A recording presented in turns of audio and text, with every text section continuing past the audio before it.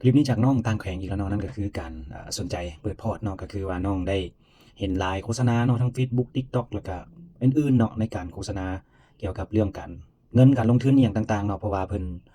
ก็สนใจมาโดนแล้วเนาะแต่ว่าค่าเรียนหั้นเพิ่นบ่สามารถที่จะรับได้เนาะเพราะว่าราคาค่อนข้างสูงหลายเนาะผู้ใดก็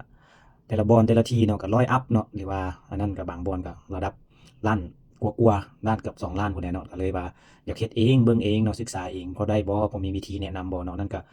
อ่าถ้าว่าบ่อยากเสียเงินแท้ๆเนาะเราก็เบิ่งนำ TikTok เบิ่งนำยูทูบเนาะเบิ่งนำเฟซบุ๊กก็มีอยู่เนาะแต่ว่าเฟซบุ๊กนี่ก็บ่มีสอนดอกเนาะแบบขั้นตอนต่างๆส่วนหลายแล้วแม่น TikTok เนาะถ้าว่าเป็นขั้นเป็นตอนไปเนาะก็คันว่าน้องบ่อยากเสียเงินเนาะก็ต้องแม่นได้ศึกษาเองแน่เนาะก็ต้องได้เสียเวลาแหน่ได้เสียเวลาตามกฎเกณฑ์ของมันเนาะแต่ถ้าว่า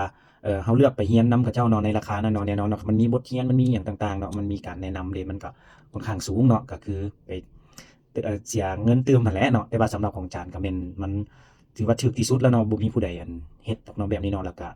ได้ให้คำแนะนำตืมเนาะในการเปิดเนาะแล้วก็ราคาที่ว่าเว้าบ่เบิดส่ำกับใช้น้ำมันรถครั้งหนึ่ง2ครั้งเท่านั้นเนาะแล้วเฮ็ดให้เราสำเร็จเราสามารถศึกษาเองเบิ่งเองได้เนาะฉะนั้นก็อยากให้น้องทดลองเองเบิ่งก่อนเนาะคันว่าเป็นไปบ่ได้เราก็สามารถที่จะซื้ออีกบุ๊กบ่เนาะหรือว่า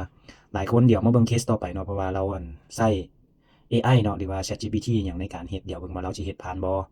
แล้วถ้าว่าสนใจแท้ก็ต้องแม่นได้ซื้ออีบุ๊กหั้นแหละเนาะเพราะว่าถ้าที่เอาไปซื่อๆเนาะก็เพราะว่าได้ถามเนาะส่วนหลายก็แม่นมันได้ประสานมันได้ถามกันเรื่อยๆได้เนาะจึงสิสามารถสำเร็จถ้าว่าเราลองเฮ็ดเองหลายคนนี่ก็แม่นบ่ผ่านบ่สำเร็จเนาะฉะนั้นแน่นอนเนาะมันต้อง